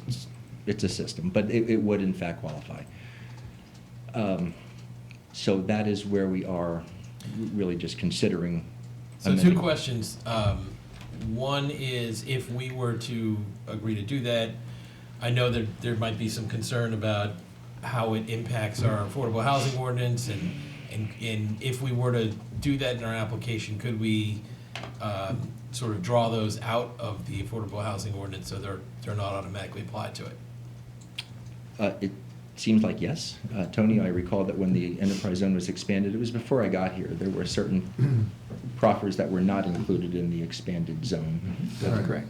Including the Okay. affordable housing. So that could in fact be pulled from the expanded district. And the purpose of doing it would be to provide an incentive for redevelopment of those properties. If no redevelopment occurs, there would be no benefits that would accrue to the properties as if they were to stay as they are. That's correct. Correct. Okay. These are areas that we want to see redevelopment in, we want to incentivize. I don't see a problem with this. I think this can work with our vision and our goals. Problem with expansion of the, yeah. Yeah. I think that there's a lot of details to discuss. Clearly, the revenue implications for the county with the incentives of reduced taxes or fees is significant, and we'd have to negotiate that. But I think we should certainly put this on the table for discussion, and it makes a lot of sense. It's directly connected to the expansion of the enterprise zone to include the corridor. So, from Deer Park all the way to Odenhall, I think is what that zone was. Correct. When we expanded it. So I think this makes a lot of sense to include this property. Frankly, I hadn't thought about including the site where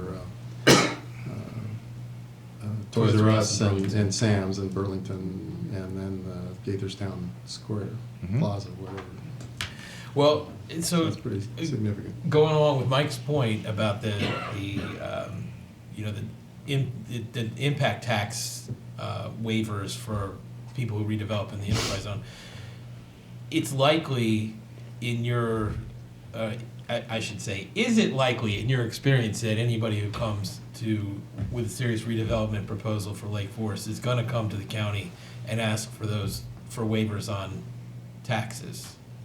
In my experience, yes. There have already been some discussions, both with the contract purchaser of the core of the mall and with others who have shopped the property in the past to inquire about state and particularly county incentives to support infrastructure investment on the site. Again, it is 100 acres. If there is hope for a grander vision for the site, there would have to be some significant investment in road, sewer, utilities, and that is typically where they're looking for some sort of public subsidy. And the county has historically been opposed to tax increment financing, a mechanism used elsewhere in the state to help support these investments. And so I think staff's thinking at the time, and I know the county may consider this differently, and they will be doing so apparently at their Fed committee in the next couple of weeks, that such as in White Flint, subsidies were provided to help support redevelopment, or I should say at Pike and Rose, without calling it a TIF. And our thinking is that the waiver of the impact fee revenue could be potentially used to help support these types of investments for a bigger plan. Okay. Any other comments from the council? Yeah, I mean, my concern would be with respect to the larger scale, potential for larger scale developments and the impact that waiving certain fees, waiving certain requirements such as affordable housing on the properties might have. You know, obviously we can negotiate those if they're not taken off the table, but if they are taken off the table as far as negotiating points on the properties, we're kind of hamstringing ourselves. But it sounds like there is wiggle room, particularly with respect to those areas.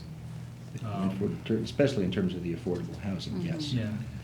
I mean, Actually, I'm not, well, I wouldn't support that expanding the exemption of the affordable housing ordinance. We did not exempt that requirement when we expanded the zone. Mhm. We maintained it where it originally was.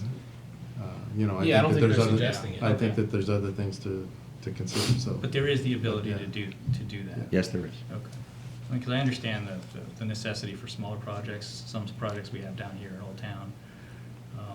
But again, my concern would be on the larger scale developments, ensuring that we have the maximum flexibility to ensure Mhm. our priorities come through on those projects. Absolutely. Neil, Lorianne, any comments or we good? No, just do economic development. It's okay. Done. Okay. Thank you, Tom. Thank you all. Okay, we're gonna move on to we're gonna invite Keegan Kim back up here, congratulate her once again, and in fact, she's now the aquatic superintendent, so she gets all kinds of congratulations this evening. Thank you very much. Thank Keegan. you so much for having me. Good evening, Mayor and City Council. As introduced, my name is Keegan Kim, and I am now the aquatic superintendent overseeing the Gaithersburg Water Park and the Gaithersburg Aquatic Center. As you know, the water park has become an increasingly popular venue over the last few years. To continue to promote this outdoor recreational amenity as a safe, family-friendly environment and optimize revenue, I am here tonight to recommend changes to the 2018 fee schedule, specifically the introduction of a 3-tier admissions pricing structure as shown in the charts provided. Currently, the water park offers city resident and non-resident rates. My proposal is to further define non-city residents by categorizing them into 2 groups, Montgomery County residents and out-of-county residents. Montgomery County resident rates and out-of-county resident daily admission rates would be $10 and $15 during the week and $16 and $21 on the weekends. Although I am pleased to report that city resident facility usage has increased since the 2016 policy changes went into effect, staff continues to look for creative ways to encourage resident attendance. In this fee schedule proposal, city residents would benefit from a 75-cent decrease in their admission fee from $5.75 down to $5. In addition to the reduced daily admission rate, Aquatics has planned several city resident and member family fun nights, the 3rd Friday of each month throughout the season, along with the 4th of July and Summerfest events. To promote Family Fun Night, Aquatics is working with the skate park and miniature golf to create a postcard mailing that will be sent out to all members and residents to advertise these events and offerings at each complex. As mentioned, the goal of the recommended fee schedule change is to continue to attract and retain city residents while optimizing revenue through a 3-tier system. I look forward to your support on this resolution, and I am happy to answer any questions. Thank you. Thanks for the suggestions. This all, I mean, it looks good to me. It makes sense to me. What's the pleasure of the council? I wanted to Go ahead. ask about attendance. Mhm. I see that we broke apart the resident Montgomery and out of county. Correct. Are we seeing more traffic from out of county residents? What Absolutely. is the breakdown? In 2016, we were at about 19% usage for city residents. And we are pleased, in 2017, we are up to 23. But of course, we strive Because for wasn't that that the number to point, grow. between 2016 and 2017, we raised the out-of-county rate significantly at that point, because we were having. Non-city rate. It was the Oh, it was non-city. non-city. Yeah. Okay, it wasn't out-of-county. Yeah, in 2015, it went from $8 on the weekdays and $12 on the weekends to $10 on weekdays and $16 on weekends in 2016. Right. What about total usage, Keegan? Is it, you talked about percentages there, Yeah, but the right. real What's number the is the. actual numbers? So in 2016, our attendance was 86,000. In 2017, we dropped significantly to 69,000. Taking into consideration in 2017, it was a pretty cold summer. We were closed completely for 7 full days. That doesn't include closing early or opening late. And 2 of those were Saturdays, which was significant for the month of August and September. And some may have been drop-off from out-of-city. Correct. So you from don't events. have the breakdown of how many residents, how many county, how many? Correct. We don't have the capability right now. So we're actually looking to distinguish for non-resident and non-county residents, looking into an ID scan software so we can actually incorporate those numbers. So you only have raw numbers? Correct. So no resident and non-resident numbers? Resident and non-resident, I can get back to you with the actual breakdown and percentage versus, yes. And how did you come up with these numbers? The So we 16, looked 21? at the comparable, so we looked at City of Rockville, Montgomery County, and then what we find comparable to our water park, since we are a unique location, which would be Watermine and Reston, Virginia. Their adult rate is $15.95. Rockville and Montgomery County is about $7 for their resident rate, and Rockville is about $6. So we felt comfortable dropping our city resident rate down to $5 to encourage resident usage. With the out-of-county rate, we just basically did a $5 increment from the last step up in 15 to 16. So our residents, if they go to a county facility, pay the county fee, they don't Correct. get a break, right? Yeah. Okay, well, I mean, we used to get a break, I thought, so. You know, I think that, I'm concerned too about resident attendance and usage, and I think from people I've talked to, one of the reasons they stopped going is because there's so many non-residents there Correct. and actually creating, you know, more of a problem for them in terms of kind of the feel. So I think that if we can get resident usage back up and whatever the market bears, I think that will benefit from that. And then if we have really good weather, then, you know, we don't have to worry about these other things. It was a pretty cold summer, cooler Correct. summer, Right. and to lose, basically to lose a week, Mhm. including the weekend. Is huge. That's huge. Yeah. Usually at peak time July was ridiculously cool, so. Mhm. So, you know, these seem reasonable. I think they're based on, sound comparisons, so I'd support this. Thank you. Just a question about the usage for the annual passes. Mhm. What is the prevalence? Percentages, how many people get them? That I'll have to look into too for the memberships. Yeah, 'cause I mean, if somebody's willing to shell out $600 to come and use our facilities and generate that revenue, they're probably folks that use it frequently, they're probably good guests that come Right, to use it. absolutely. Yeah. So I'm kind of looking at the $800, the $200 incremental increase for out-of-county and saying, do we really need to do that? Or When just we could just keep it at the county level? 800. But I don't know the data behind that. Okay, I can pull that and definitely get back But- to you with that. But otherwise, I support the increases. I mean, now that I've got children, I use the water park quite Right. frequently during the summer. I actually see you there quite frequently Absolutely. as well. And I was kind of taken aback when I was talking to some of the employees on what I thought was a crowded day, and they're saying, this is nothing. Exactly. Well, that's why I did actually be very comfortable with these out-of-county resident rates and things like that being significantly high, because it is a very crowded facility on nice days. It's really, it's packed. Exactly. And so we really want this as an amenity for our city residents first. So if we can encourage city residents and discourage non-city residents to a reasonable extent, I think we're doing our residents an appropriate service. Absolutely. Again, the only concern I've got is that out-of-county annual pass rate The as annual opposed pass. to the county. Okay. Well, so Do we have to vote on it today, or? Yeah, do we Yep. want more Or- information? You want to they got to publish these changes soon, Yeah. so we got I to mean, do how it do today. my or colleagues next feel week. it's up about to you guys. I'm comfortable with the numbers that are here, frankly. I think that the annual pass number, there's probably not a lot of out-of-county people signing up for a whole summer. Can I suggest, Rob, that if you vote on it this evening and then Keegan comes back with the information, if there's a change that you want to propose, then we can come back and revisit the change. It's just we just do it by resolution. Or do we have the option just to give this guy sitting next to me the discretion to reduce it on his, or would that have to come back for? That would have to come back for vote, yeah. Yeah, I mean, it's fine. I think Neil is probably correct. The busloads of folks coming in from Baltimore are not coming in all on annual passes. Right. So, but for my own edification, if you could send me the data, but Absolutely. I'm willing to vote in favor today. Mhm. So I'll move the resolution. Second. All those in favor, please say aye. Aye. Any opposed? Okay, it carries 4-0. And again, we look forward to further information. If anybody has any questions, we'll get back to you as well. Absolutely. Thank you, and congratulations again. Thank you so much. Okay, next we have from the city attorney. Nothing further to say. Anything from any other staff? Okay, not seeing any. As I mentioned, then 9:30. we have a work session next week, March 12th. Join us for an update on the new police station and finalization of mayor and city council chamber design elements. And next regular meeting is on March 19th. It's Saturday. Isn't there something happening on Saturday? The biggest. Isn't there something happening big on Saturday?